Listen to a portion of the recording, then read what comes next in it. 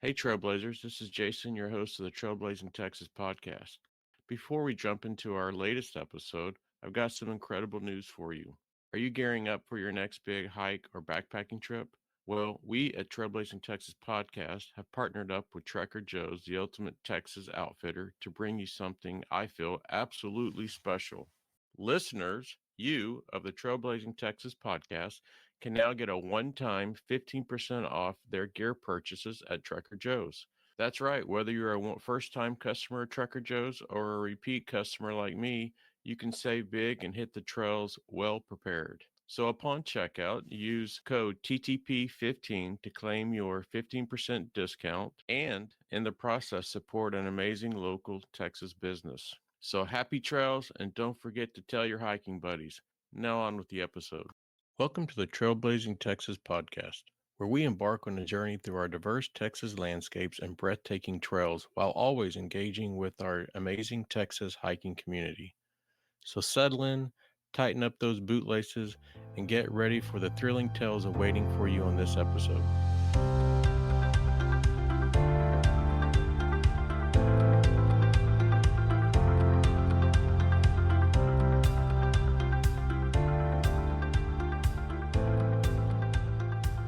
What do you think are some ways that maybe someone that's not used to the area that could potentially kind of, I don't know, make sure they don't end up in some of these situations with wildlife?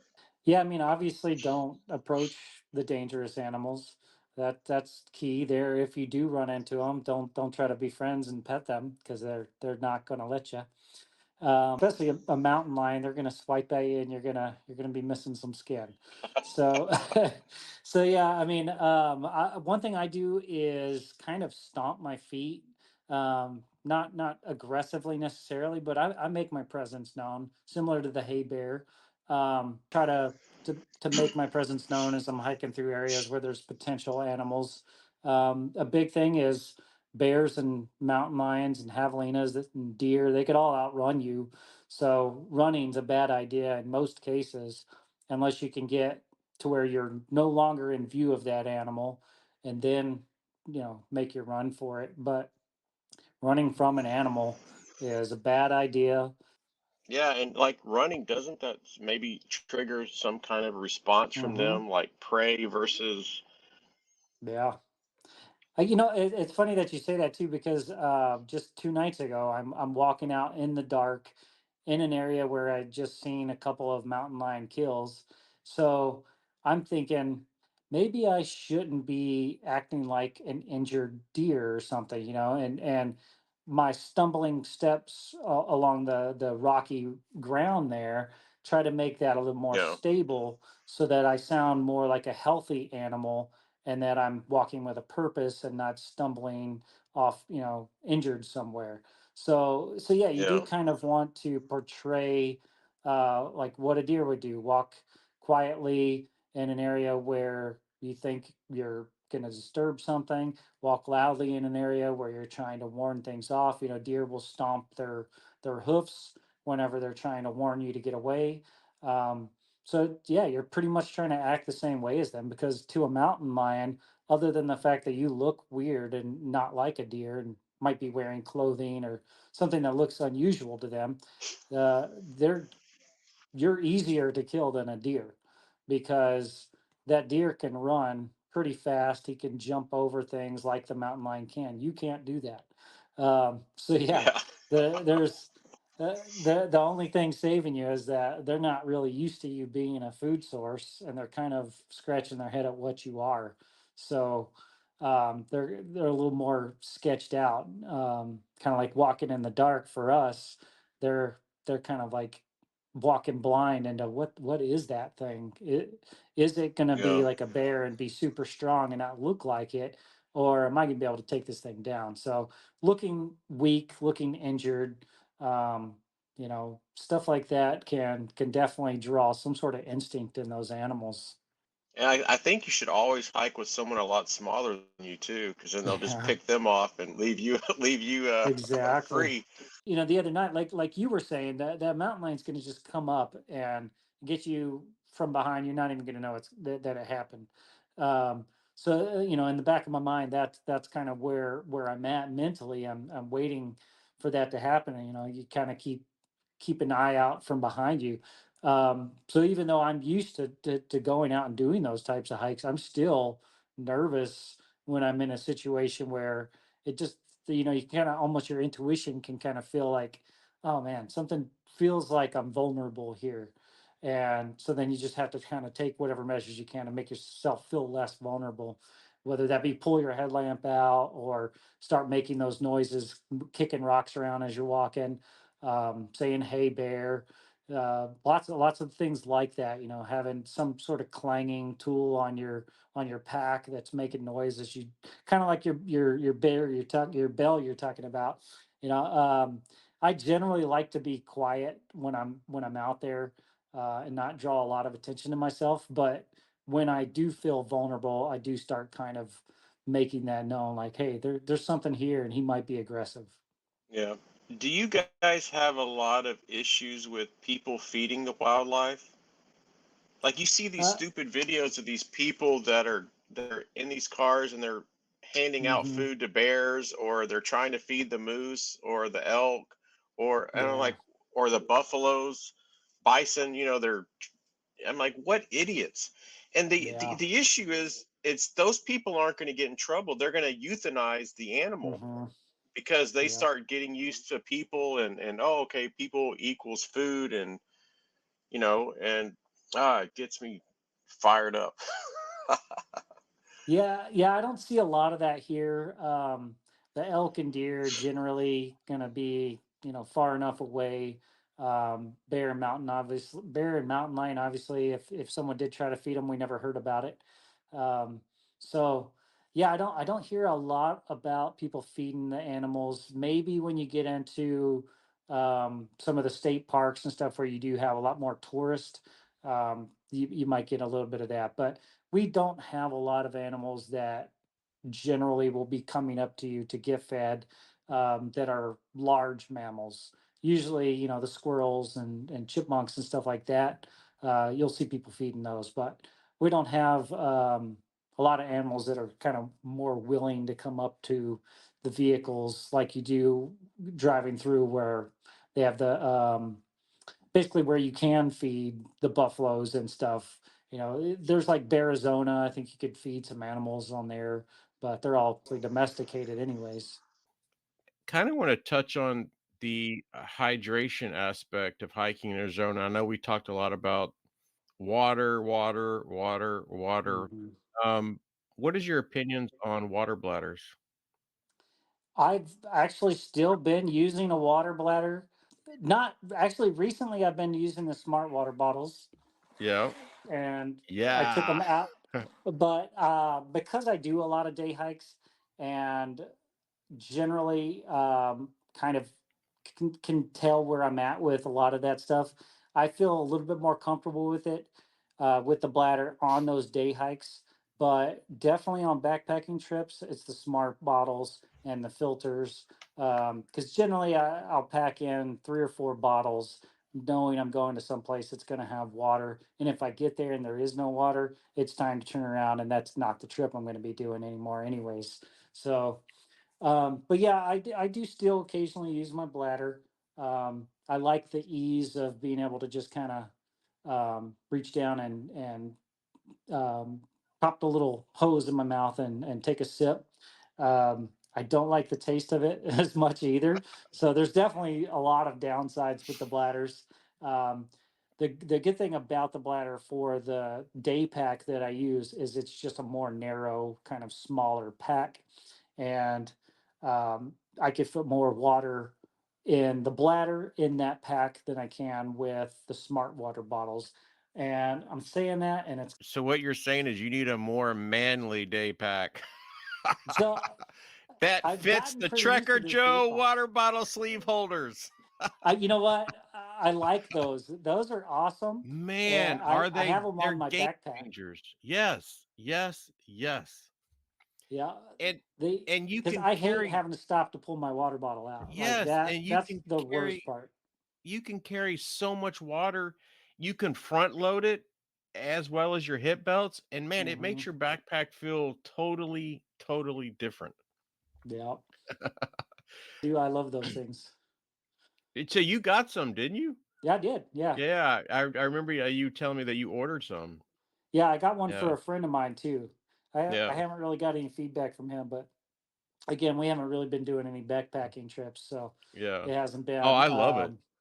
Yeah, I think I have 6 of them so far. yeah, nice. I'm trying to Yeah, keep Joe in business. I was watching your podcast. I think it was with Joe on the Mhm. podcast, and Yeah, you were talking about all the different colors that you had in there.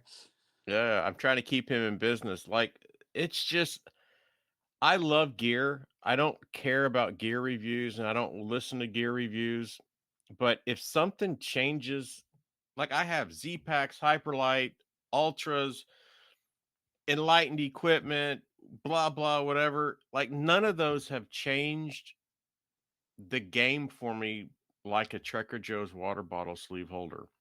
And I know there's other brands, and the other brands are a lot taller, like longer, and I hate Hmm. that. And so this one is the perfect size. It's made in Texas, but that's not why I love it. Like I loved it before I knew it was made in Texas. Yeah. But no, it's definitely a game changer for sure. So you being in Arizona, what do you think hikers can do to contribute to the preservation of the Arizona trails and its beauty? You know, I know for me, heading up to Guadalupe Mountains and then seeing people throw their banana pills, orange pills, toilet paper, like, oh, that just kills me. And, like leave no trace principles Hmm. and some of these things. But like, what do you think or what's important to you that hikers should do to just preserve the special place that you have, your hiking trails and stuff? Yeah, I think obviously the leave no trace. I mean, littering, it just doesn't make any sense. You know, the orange pills, people always think that those things are going to go away or be eaten by something. Nothing wants No, them. they're not. They they just dry out and they're just litter there forever. So Yes. yeah, so obviously, yeah, not littering, but I'm a big proponent of off trail hiking, but there's limits to that as well, Yeah. because you get into areas where you have certain soils, like Sedona, you have the don't bust the crust, because there's this biological crust that's on top of the dirt that's taken, decades, hundreds of years to get to the point where it's at, and that's what's holding that soil together so we don't have more erosion. So it doesn't seem like a big deal to go make a footprint in that, but that footprint just took away just so much of the ability of that soil to hold itself together. So you have a lot of erosion that happens. You have trails that just get wider and wider because people are not really respecting that. So even though I like to do a lot of off trail hiking, I know that staying away from stepping on that type of soil, or staying away from like breaking branches. I try to move with the plants and move through the plants. So try not to break branches. Try not to step on plants that are critical. I don't step on bugs and stuff like that. Even the ones that are meant to be the not pretty bugs and stink bugs that people don't like. You don't need to kill those bugs. You're in the middle of nowhere. You're not at your house in your living room.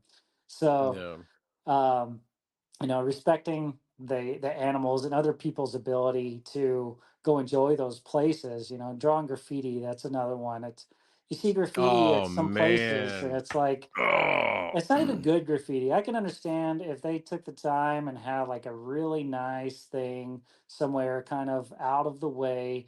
But most of the graffiti I see is just like someone took their car key and scratched into the stall of the porta potty or something. It's all very badly done, and I see it right over the top of petroglyphs all the time too.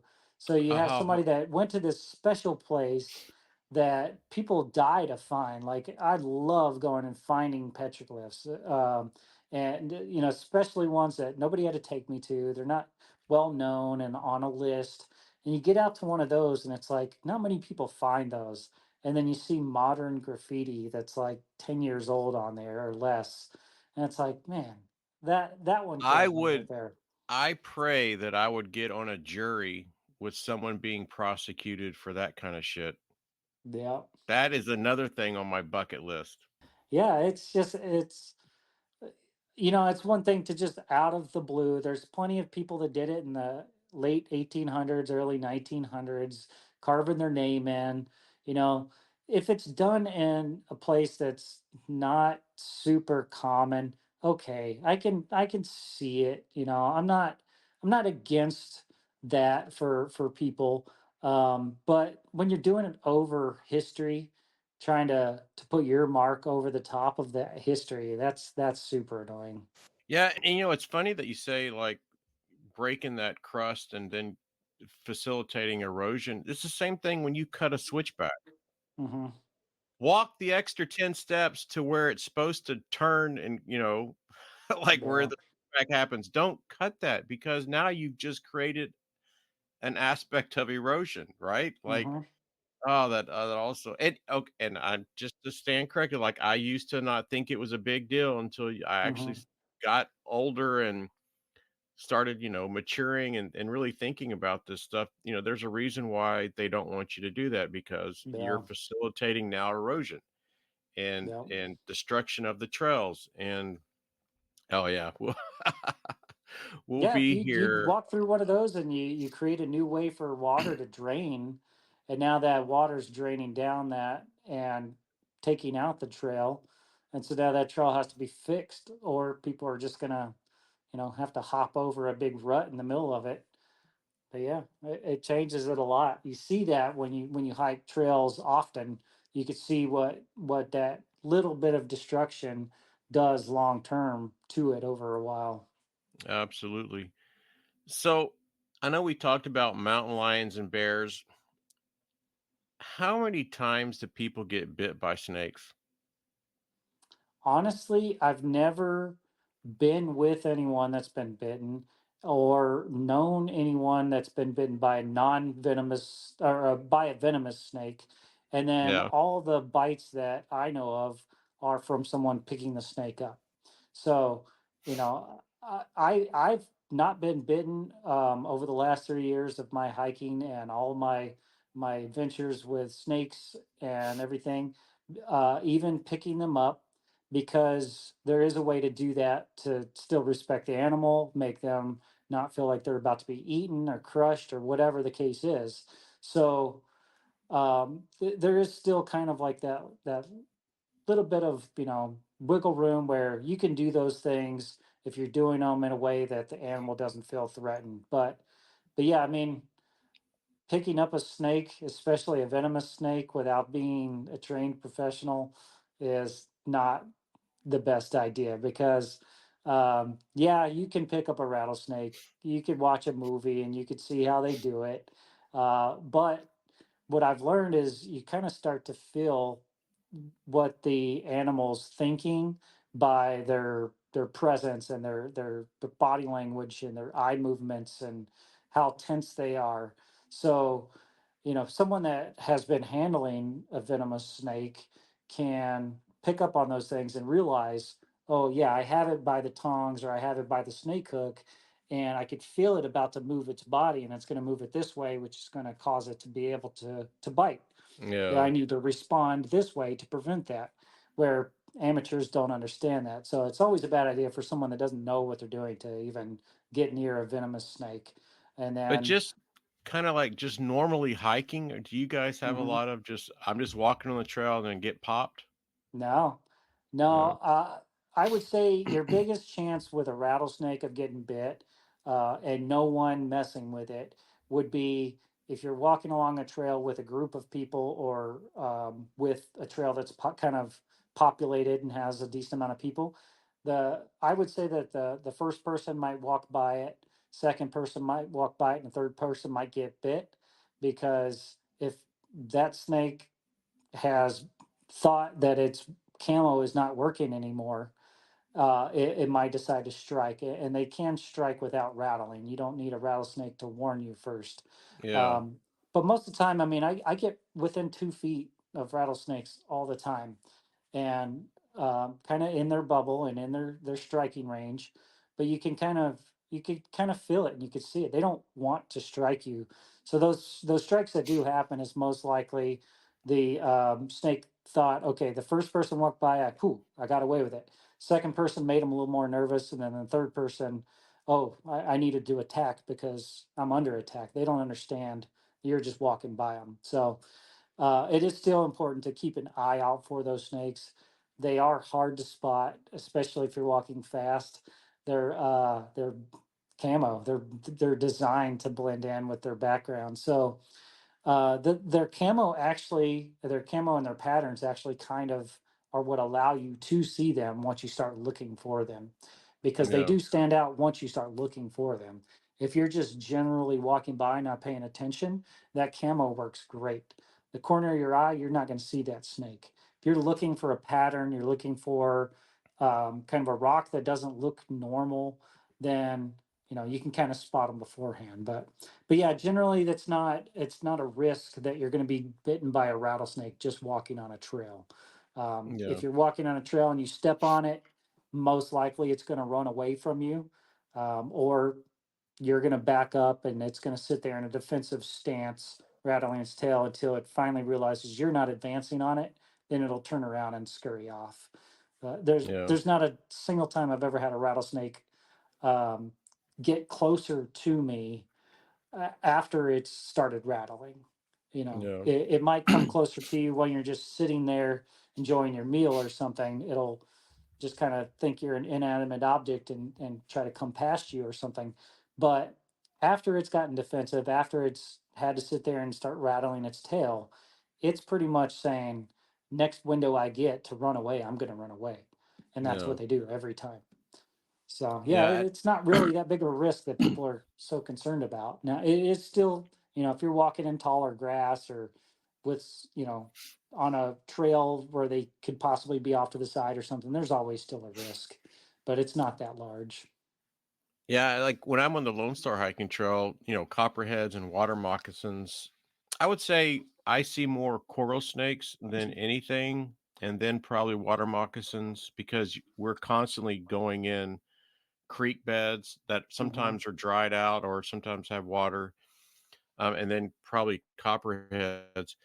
And every time I'm hiking, I'm thinking in my mind, poop on the trail, poop on the trail, poop on the trail, because a water moccasin looks like it poop on the trail. And so Hmm. that's how I keep my mind just constantly, every Yeah. time that I've almost stepped on a water moccasin, I was like, oh, I don't want to step on that poop. And I'm like, oh, wait, that's a water moccasin. Yeah. That's kind of the one good thing about Arizona is we don't have venomous snakes that aren't rattlers. I mean, Hmm. I'm saying that, but we do have coral snakes and some other venomous snakes, but you're not going to run into venomous snakes on trails other than rattlers that are really of a risk. So you have that warning attached to their tail versus the water moccasins not going to have that. You might get Yeah. little bit of white mouth showing at you as a defense, but they're they're they're not rattling their tails. Although some animals will still kind of mimic it and rattle the leaves or something near them. But yeah, it's actually What, kind of great knowing that our venomous snakes are giving us a little bit of a warning. what about scorpions? Does that play a like, I don't know, maybe you could have anaphylactic shock to a Mhm. sting or something, but I think it's probably what, like a bee sting or something, that it's not really that Pretty big of a much. deal. Yeah. Yeah, I used to get some of the bark scorpions, which is Arizona's most toxic venom, the one that does the most damage, I guess. I used to get those in my house at my last house, and I got stung 5 times in one night. It just kind of kept hitting me in different spots before I realized what was happening.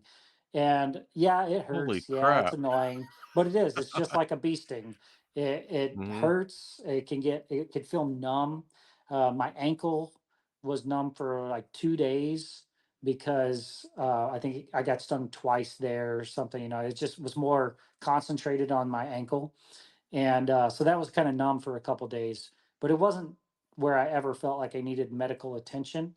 But yeah, if you have allergies, there's the potential for it to be more of an impact to you, like anaphylactic shock, or you start getting some swelling or something where you might need to get like an antibiotic or something.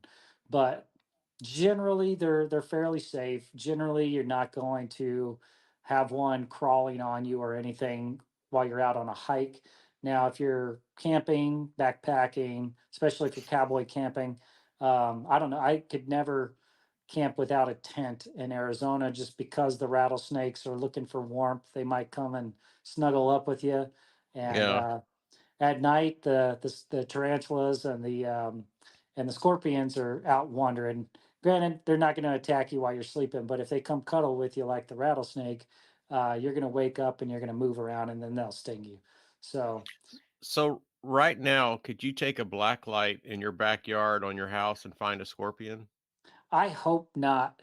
I pay a lot of money to not have bugs in my yard, but I do live on the edge of the desert, so there is that possibility. I know historically at this house, I've been here about 6 years, and historically, I haven't had any bark scorpions.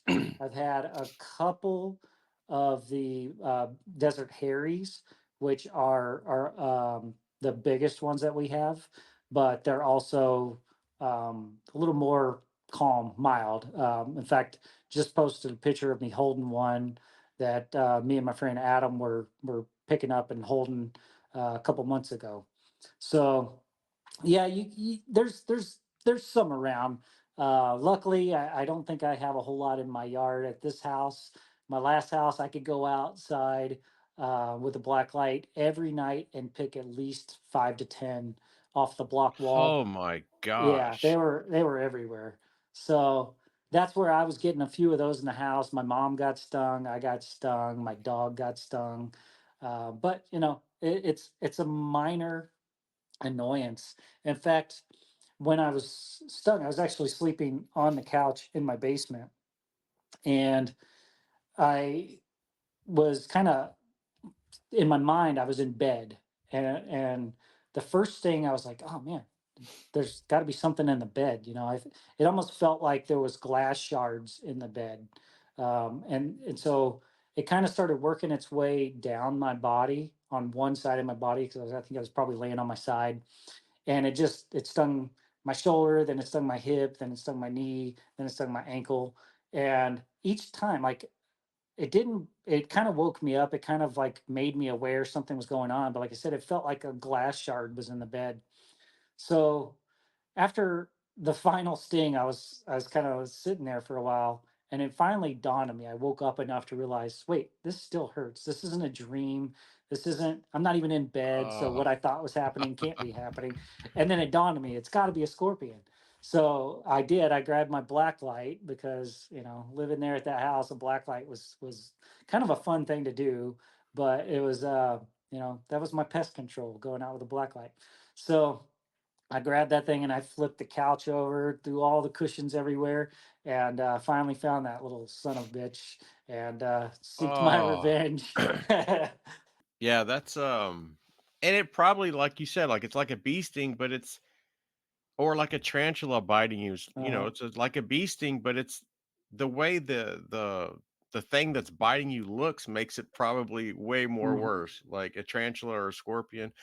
I had a I just stumbled across my first Texas brown tarantula at Guadalupe Mountains, and I've been looking for them, and I always miss their breeding season, never get that right, but Yeah. yeah, I mean, it was really neat. It was chill. I poured some water in front of it. I just wanted to see what it would do, and it Hmm. like crawled over the water and just kind of like sat in it. And then I'm like, Yeah. okay. And yeah, he was cool, and it was a bucket list item that I got to knock off. You know how you were talking about the was it the hieroglyphics and stuff? Yeah. So Petroglyphs. Yeah, petroglyphs. What role does the Arizona Native American history play in your hiking culture? For me, that the Native American history is one of my favorite things. I love going out, finding ruins, finding petroglyphs and pictographs, and just kind of absorbing that energy that you feel when you're out in those areas. You know, you feel like you're in an area that has a lot of history. You know, you realize those Native Americans weren't living there for 60 years; they were living there for hundreds of years, so generations passed through there, you know, and you start to kind of think of that. And to me, that's really special. I love going out and finding those areas. Um, that's one of the main things I spend my time doing. If I'm not wandering around hiking, I'm usually out looking for ruins or know of some ruins in an area or know of an area that's maybe kind of possibly got something or had something in the past, you know. So I spend a lot of time in those areas to try to see them all. Honestly, I mean, you get that vandalism like we're talking about. You know, people go and they some of them will do it intentionally, most of them don't, but they'll knock walls down, whole walls. It'll be a 4 foot wall one day, and then you go there the next day, and it's crumbled because people are leaning against them or wanted to take a cool picture on top of it or whatever the case may be. And then there's people that do it Jeez. on purpose just because they're like, oh, you know, these this is there's none of them left, so why do we care? You know, it's like the disrespect on it is pretty rough. So I try to get to all those areas. I'm trying, you know, like that's a goal of mine is to see them all, even though you can't see them all because you don't know about all of them. But that's one of the things that it's like I try to spend my hiking and my the years I have left of life going and seeing those things just as like a almost like a bucket list item for me to see all of them. And Uh, so the state doesn't protect these sites?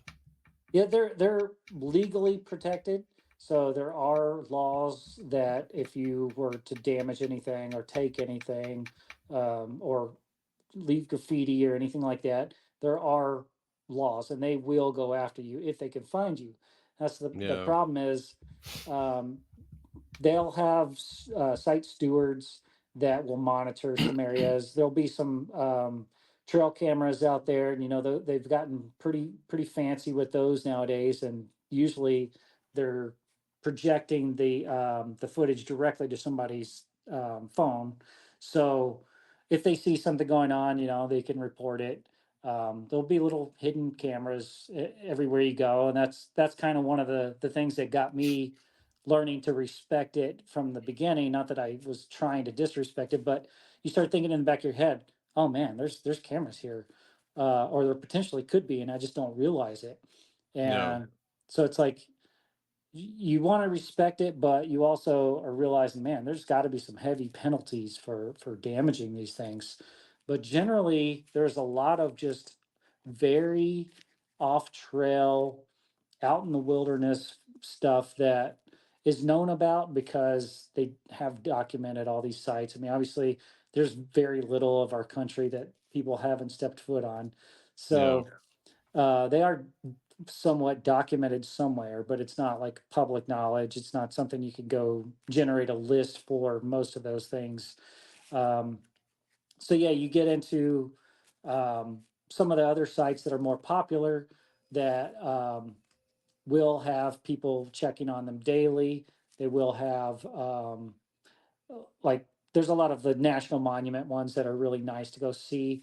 Obviously, you know, you either have to pay the entry fee or have the America the Beautiful pass on those, and those are protected pretty heavily. I mean, there's always somebody there for the most part. Um, a lot of places you'll have to do guided tours for you to even be able to access it. But there's still tons out here in Arizona that is just out in the middle of nowhere, not well known. It's not like, you know, you're going to be able to even name that. For the most part, you just kind of have to generalize what natives even lived in those areas because there's not, you can't just go and Google search the waypoint and find out what the history of it was. It'd be nice if you could, but So I, how awesome is it to have planned something where you don't really know if it's there or not, and to walk around the corner and there it is. Yeah, that's super exciting. Yeah, I get into that fairly often because I have a couple friends that will plan trips like that, and I won't even know what we're going to go see sometimes. And so I'm like, okay, I know they're we're going to be trying to go find this ruin or this cave or this whatever, and I'm not really certain what it's going to look like or any history on it or anything.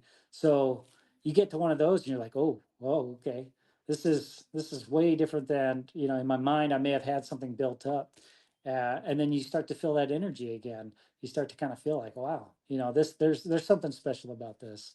So yeah, I get into that quite often, and I also find things, usually not very substantial things, but I do often find things on my own as I'm just generally kind of wandering around in the wilderness, and those finds are super exciting because you're not even expecting, okay, maybe I might find something cool or a new bug or a new snake or something, but you're Yeah. never expecting to just walk up on, oh, wow, there's ruins here.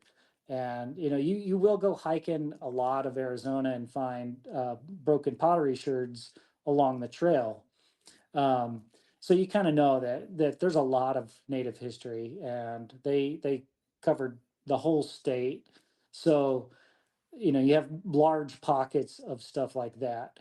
But when you get into the middle of nowhere and you're not even really expecting anything, you're not seeing a whole lot of sign, and then you pop up on something. It's super exciting. It's special.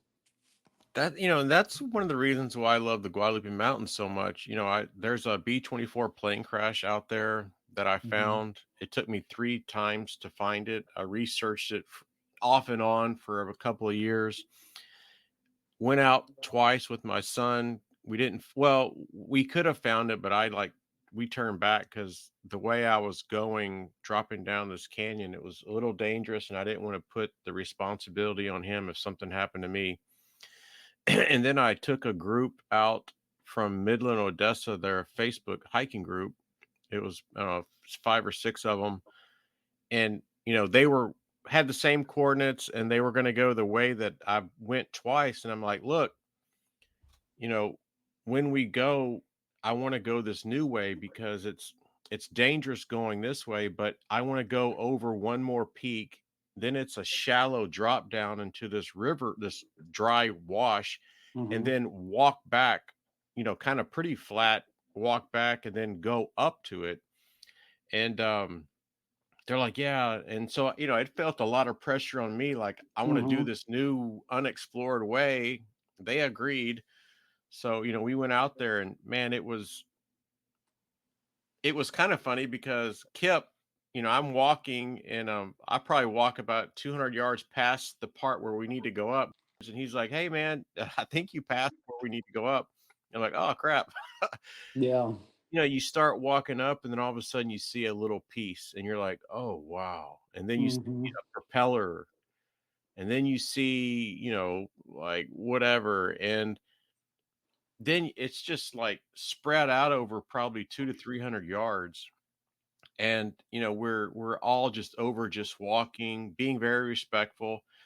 And then I start heading over to the left, and there's just this massive piece of the fuselage, and and there's a plaque, and oh man, it was just Yeah. awesome.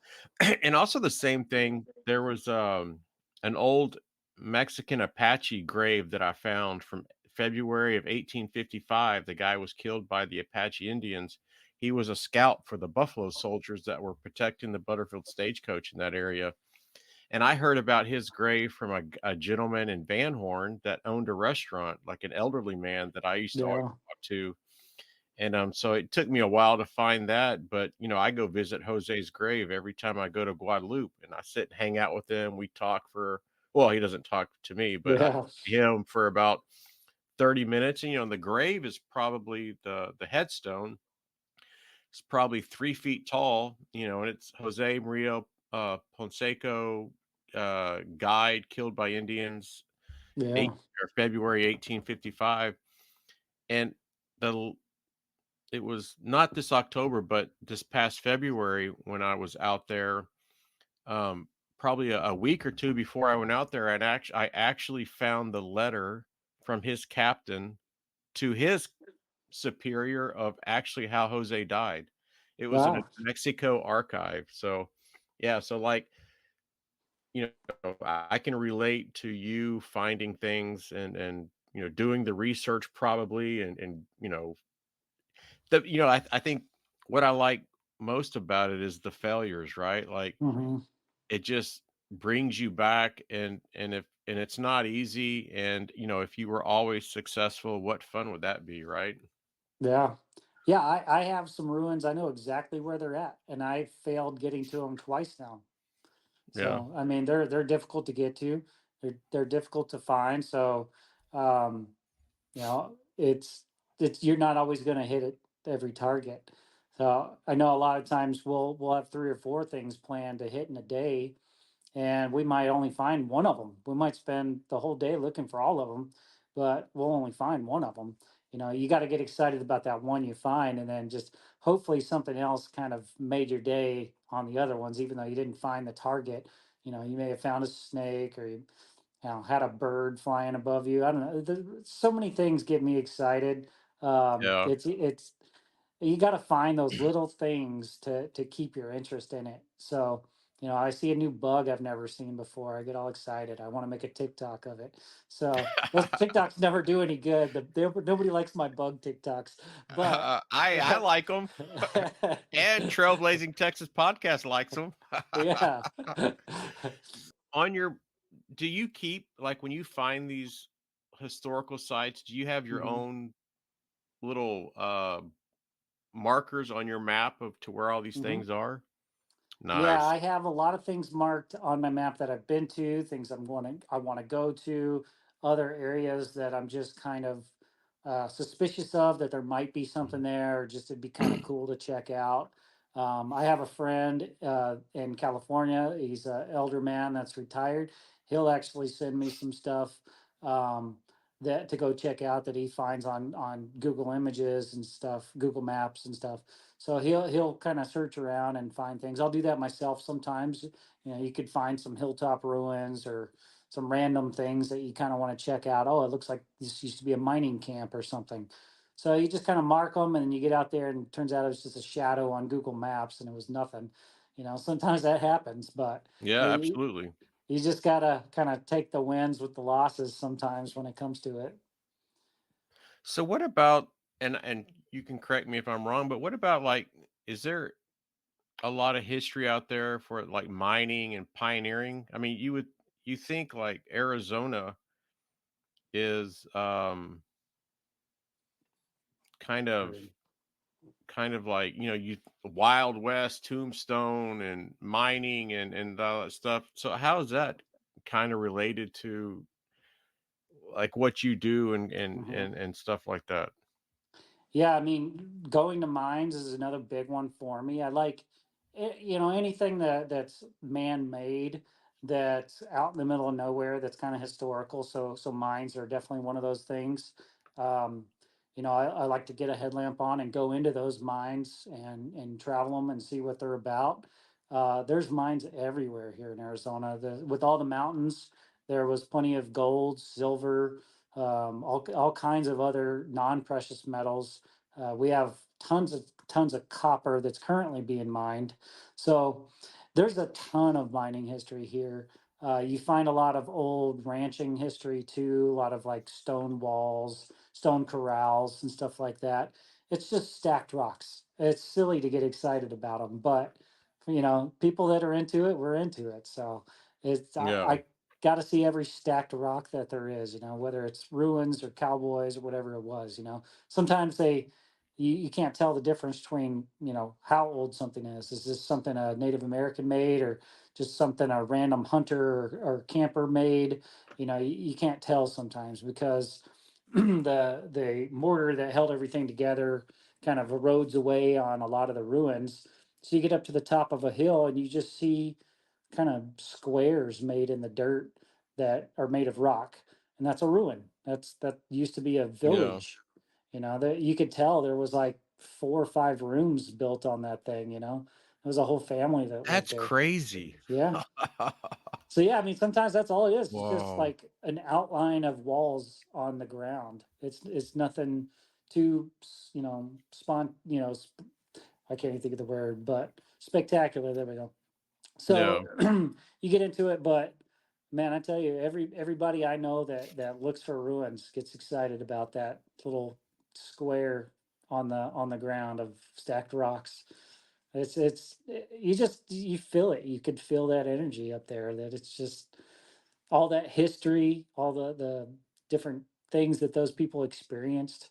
Sitting there having to make tools out of rocks and make their own clothing and everything. You know, you just kind of you have to think that those people sat there and survived out there where you're like, oh, I'm dying because I didn't bring enough water. They had to carry their water hundreds of feet up a mountain and store it in their ruins, or not ruins, but their yeah, pueblos. And you look out there and you're like, man, where did they get firewood from? Where did they get water from? And you could see that's why a lot of the civilizations had to move away, because over time the landscape changed, the demographic of no, everything that they were doing there changed with droughts or even just snow and iced over times, you know. So you have all kinds of things out there that you can go find, and they all have all that history to them. The Arizona as a state hasn't been around very long, but you look at the history that, you know, of all the things that have oh happened in these yeah, mountains, and it goes back. You know, there's a lot of Spanish mining that happened way back in the day here, 1500s or whatever it was. You know, you got just tons and tons of history out there. And you had the natives fighting with the Spaniards. You had the settlers and everything fighting with the natives and the Spaniards. So it's, you know, you just you kind of get out there and you start to kind of feel that energy. And to me, it's just a special thing. you know, and it's funny that you say that, like how you can get to these places and just feel, you know, talking to Pam, and one of the things that I love about her is, like, you know, you meet people and you know they just have a connection to the mountains. They have a Hmm. connection to something that I don't have, a that is beyond my comprehension. And you know, so sitting here, you know, there's been a lot of deaths in Guadalupe Mountains. You know, whether it's the pilots on the plane crash, whether it's just people from natural causes, the old Indians that lived there, the Buffalo Soldiers. So there's been a lot of, and you know, she'll be out in the backcountry by herself, cowboy camping because she's Hmm. in the middle of a rescue or something, or she's just out there, you know, checking people's permits, and you know, she'll hear footsteps behind her. She'll turn around, no one's there. And so Hmm. she's just like, all right, well, she's talking to whatever that was. All right, well, today we're going to go to Tejas Trail and we're going to cut over to Blue Ridge and then we're going to come back down Bush. If you want to go with me, let's go. And, you know, she just, Yeah. you know, and I absolutely, you know, it's like you said, you get up to these places and you just feel, you feel it, right? Like you Hmm. just, and it's absolutely spectacular. And I know when I'm in the back country, nothing crazy has happened to me, but always take time just to kind of be by myself and just experience whatever Guadalupe has for me. Just Hmm. nobody's around me. I'm not talking. I'm just sitting there, just in a kind of a chill mode and just absorbing all the Hmm. energy that Guadalupe has to give me at that moment. And it's absolutely spectacular. Yeah, I feel the same way. You gotta kind of take a few moments out there. I'm usually kind of chugging away hiking, but you know, every now and then you get a nice little break to sit there and just kind of there. There's not even a whole lot of noise going on. It's not like you hear tons of frogs and birds everywhere, and you know, bears huffing in the background.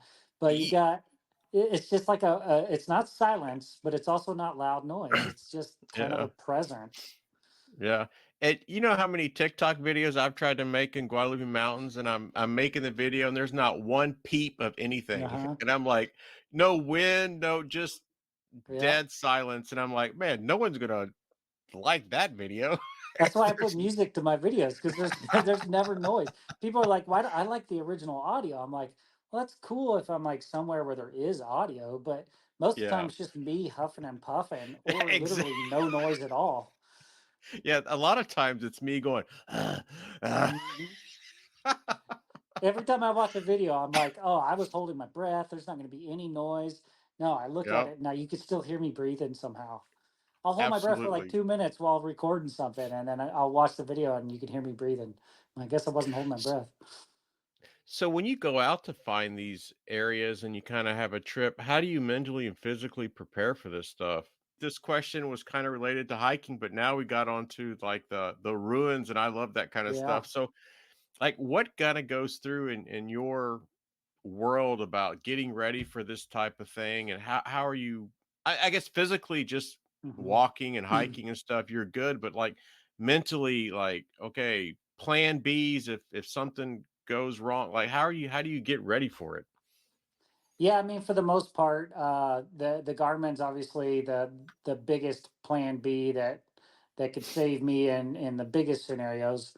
But a big thing is just making sure that you're not feeling ill when you start. Obviously, um, you get into pre-hydrating, drinking plenty of water before you get out there, not waiting until you get out there to start chugging your water, so that you're already hydrated, and then you have to start actually making that sweat happen before you're needing to take more water in.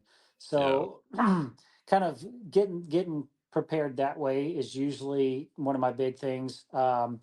Another big thing for me is after I get done hiking, I like to ice my knees because I do take a lot of impact on my knees. I don't use any type of trekking poles or anything.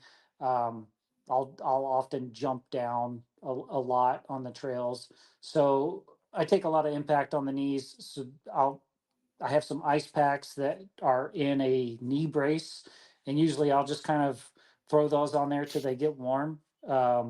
I try to do that. I haven't been great about it lately, but I try to do that after every hike, and that's kind of getting me ready for the next day's hike.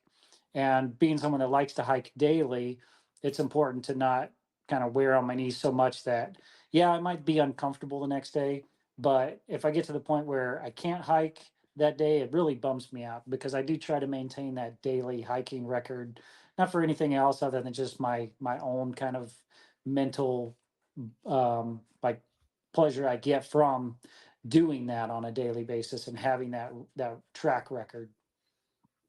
So yeah, that Yeah. just kind of taking care of myself afterwards. I'll take like a hot bath sometimes and kind of relax my muscles that way. But getting my body prepared for that next brutal hike, sometimes I don't know what I'm gonna do. This past Friday, yeah, I went to I did one of the another harder hikes in the superstitions called Battleship. So it's about 5 to 6 miles to get out to Battleship, and then it's I'd say about 5 miles, 4 or 5 miles. Then you have to hike up on the top of Battleship and then hike all the way back. So it ends up being about 11 and a half to 12 miles, depending on what all you kind of do. um, I didn't plan for that at all. I didn't start my day off knowing that's what I was going to do. I got out to the trailhead and then just kind of decided as I started walking that's where I was going to be. So I can't really necessarily prepare for those hikes because I'm not ever really sure what I'm going to do. So taking care of myself after I get back from the hike is just as important as what I do before I go out. Okay. And so I really like this question. And it's amazing once you start getting in the outdoors, how this happens. But so how has hiking and getting outdoors and influenced your relationship with nature? Yeah, I mean, I didn't have like I said, I used to never even see the mountains. So getting out and hiking now, I kind of like picking up new things. I like, even if it's not hiking related. I start kind of picking up on new things to go do out in nature, to try to spend as much time out in nature as I possibly can. So if that's fishing or paddleboarding or riding on a boat, I try to get out of nature every day, so that I can maintain that just constant track record of it, like I was talking about.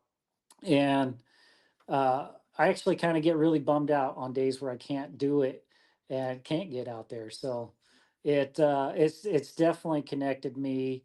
My mental health is reliant on getting out there and getting out into nature now. Uh, it's a necessity at this point. Yeah. I know for me, like, it's really opened my eyes to how destructive we are as a society. Um, and also, if everybody would just do a little bit, what an impact we could make in a positive way. Like, just walking a trail, having a trash bag and just picking up trash. It's almost like a maturity that's happened to me, Hmm. and just to understand how we impact nature. Also from a historical aspect, like, history is cool. Like, I wish I Hmm. could go back in school, in junior high and high school, and really pay attention to history, because, like, the stuff that you are experienced with, and the mining, the Native American history, the ruins, the stuff that we have in Texas, like, it's just so cool. And before hiking and stuff, I didn't really care about it, but Hmm. the whole the whole process of learning about something, researching it, having a plan to go out and try to find it, and then not finding it, and then you do find it, and Hmm. it's just I love it.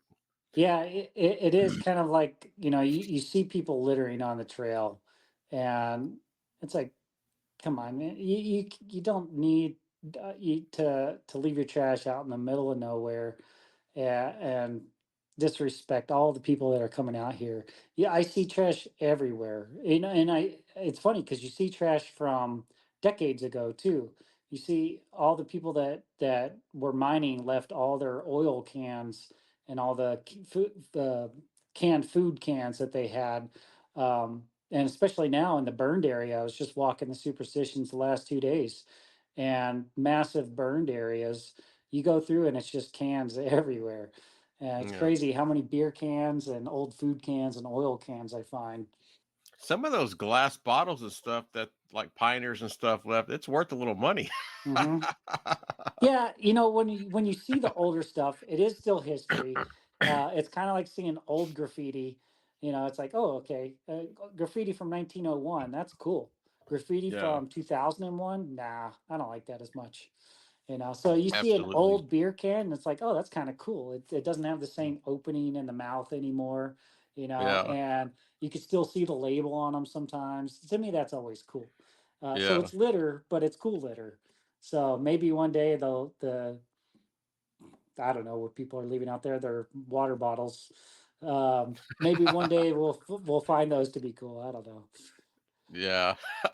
So, kind of getting back to hiking. Like, what do you think is the best time of year to hike in Arizona?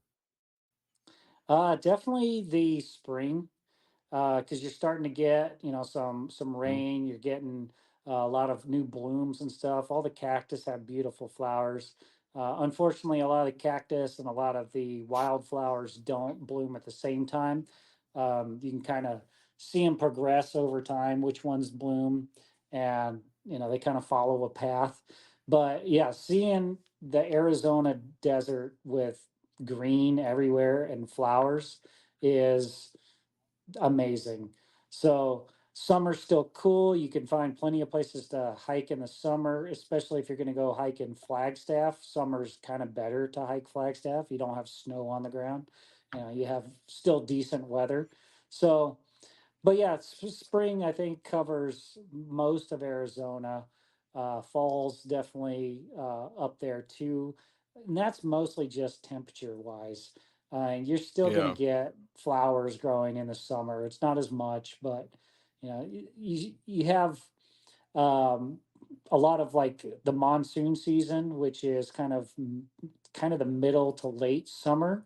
You'll get a lot of clouds and rainstorms and stuff. We didn't have a lot this year, but the a lot of the clouds make for beautiful scenery and stuff. So it's kind of backwards to what you would think.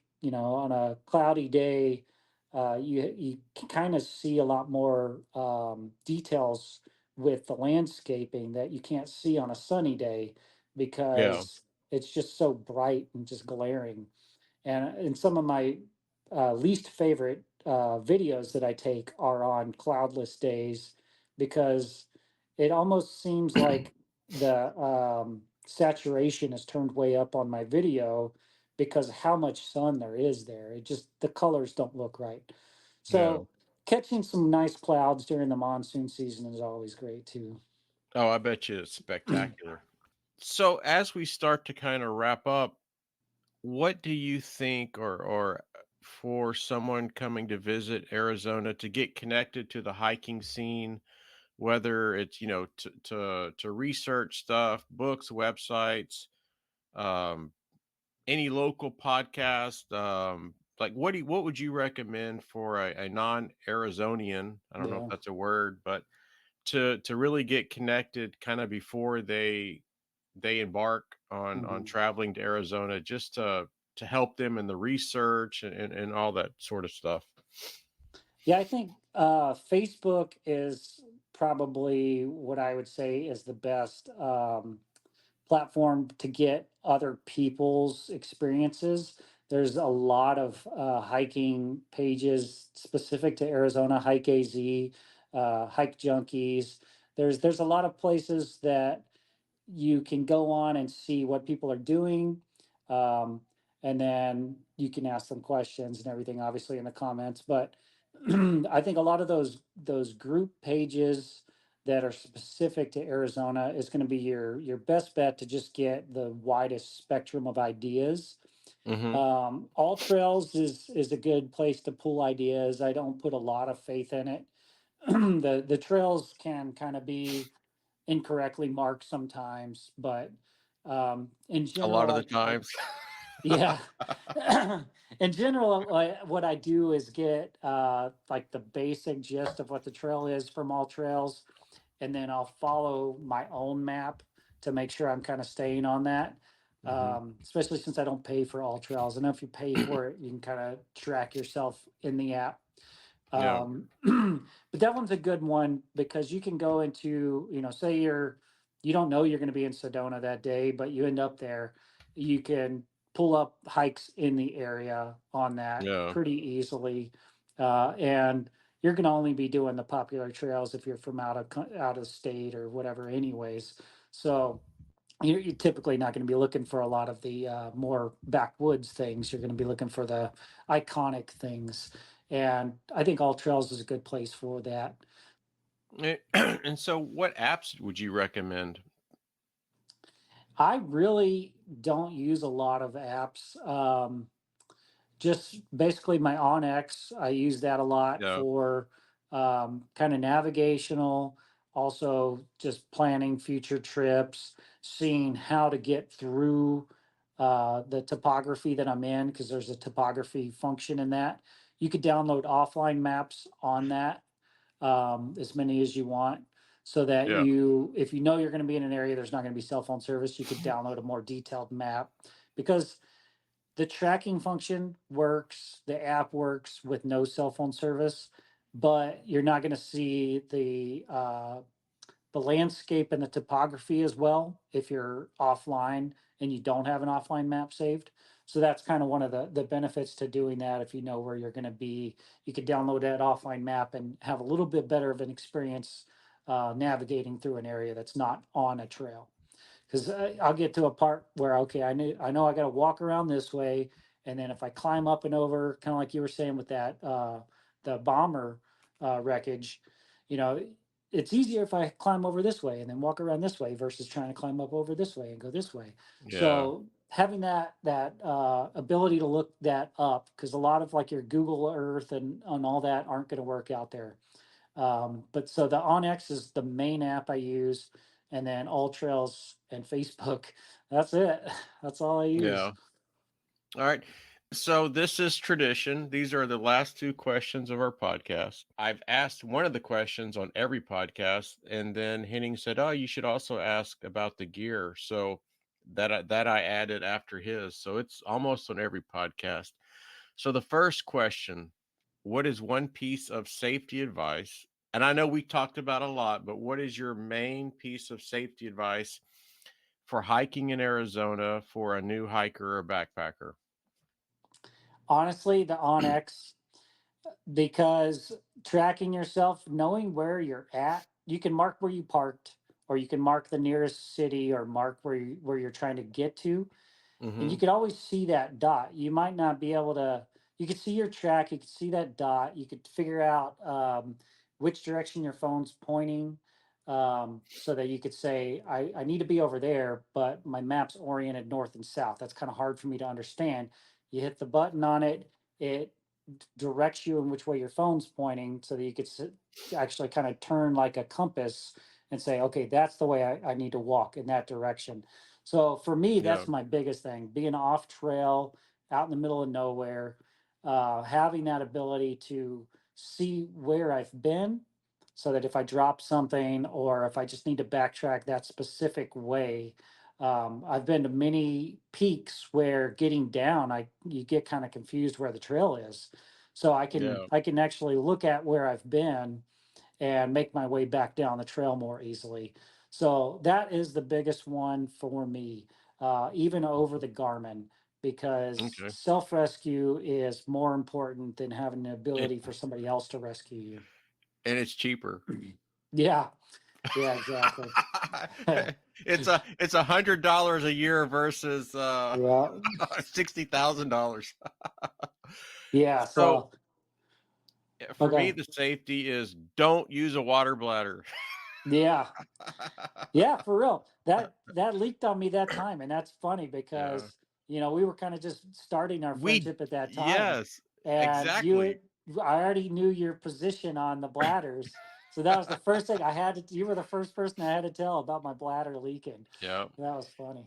No, and all joking aside, it's not the bladder. Hike your own hike to the listeners. For me, the safety advice, and you don't, and I say this every time it's just tell somebody your itinerary Hmm. verbally that I'm going to this place. I'm probably going to start hiking around this time. I'm going to estimate my return this time. I should be back home by this time. Um, and if you get to that area and you realize, okay, you're going to change your itinerary, and you let someone know, that person, don't change your itinerary until they confirm back to you that they know you've changed Yeah. your itinerary. And then I don't, even if you don't have Garmin and all these fancy things, there's someone that knows what you're doing, um, and when you're supposed to be home, and will send out the Air Force if you don't Hmm. return on that time. So like that's you don't even there's no cost, no nothing. Just send a Yeah. text or write a note. Make sure someone acknowledges your itinerary and don't change it. You could also, I know we're talking about not using Garmin, but on the Garmin, you can actually share Hmm. your tracking with a loved one, Hmm. or whoever you told it you're going out. You can actually share that with them, so they could see your progression and where you're at. And then, oh, he hasn't moved in a day. Something might be wrong. Man, that's how they found a guy who died on Lones Peak in Colorado. They Yeah, they looked they looked at his ping and noticed that he hadn't moved in a day, and or a two. Yeah, it was over like a 12-hour period, and they sent people out, and the gentleman had fallen and died. yeah. And I think also in Colorado, I don't know if it's the first, but it's the first that I've heard of that someone fell and succumbed to their injuries, and they can't get them off the mountain, so they've had to lead them. Oh, wow. it's so unsafe for the rescuers to try to make way to him that there's nothing they Yeah. can. Yeah. So the next question, and this is the new question from Henning. That was part of the tradition for the episodes. It's really the same thing. So, like, what is one piece of gear that you would recommend to a new hiker or backpacker? Let's see. A pack, honestly, a day pack, even if you're doing small hikes, because you could store a lot of things in there. You can store all the water you need. Um, so trying to carry things in your pocket gets super uncomfortable. I know. I try to go sometimes with just a smart water bottle and stick it in my back pocket, and I hate that so much. And it makes you kind of vulnerable to things. You could get that caught while you're trying to step up a next step and tweak your back or something. So I'd say having a day pack at least on 2 mile hikes or more is probably an essential thing. I was going to show you the Hyperlight Elevate 22 liter is my go-to day pack Yeah. with my Trucker Joe water bottle sleeve holders. And can you guess my one piece of gear that I would recommend to a new hiker or backpacker? Uh, I don't know if this is really your answer, but I'm going to say the toothbrush that goes on the spoon. That is my second. So Andrew, if you are listening, he's the inventor of Trail Brush. He was on the podcast. You are definitely my second favorite piece of gear, and it definitely, because I always lose my toothbrush, so it's always there with me. But it's the Checker Joe water bottle sleeve holder. If there's anything that I would recommend that has changed the way I hike and backpack, is that little piece of Yeah. gear. Weight distribution, if you're having a big water carry, because you have front loaded weight and it's not just all in the back, all on your hips, Hmm. and you can access it with one hand, do everything. So yeah, that's my. And one of these days, I'm going to start charging Joe like advertising fee, because like every Yeah. episode I talk about it. I'm excited about the product. Yeah, he needs to start paying me for advertisement. And I should start. When people order is tell them to make a comment, Trailblazing Texas podcast. So then Yeah. I can start keeping up with, I need a 10% cut of that profit you're making. Yeah. It's funny. At one point, I reached out to a couple people to see if I could be like a product tester or even like a brand ambassador. And they all, Yeah. I'm nobody. So they all, of course, told me, like, we don't know who you are. We don't care. But But that would be cool. That would be a fun job to basically just be testing a lot of new gear and seeing, hey, yeah. yeah, this worked really well. This kind of, okay, kind of halfway worked. If you did this, it'd work a little better. But that would be fun, I think. Hey, I have my first piece of gear that I'm testing for Trucker Joe's. You want to see it? Yeah, let's see it. So to the listeners, this is a something that I asked Joe at Trucker Joe's just to make me like, can you make me something like something special, because I always lose my long-handled spoon, and I always and even though I use pods in my tent, so the Hmm. organization, but eventually just stuff is everywhere. Yeah. So he made me a Dyneema, so it's really fancy, um, little bag that holds my long-handled spoon, Nice. and it has like a little loop, so you can put like a little carabiner, and so I can hook this Yeah. on the outside of my tent, or in my tent, up at the top. I can hook it on the Hmm. outside of my backpack. I usually hook it on the inside of my backpack. But the awesome thing is, here's the trail brush Uh-huh. that's already on my spoon.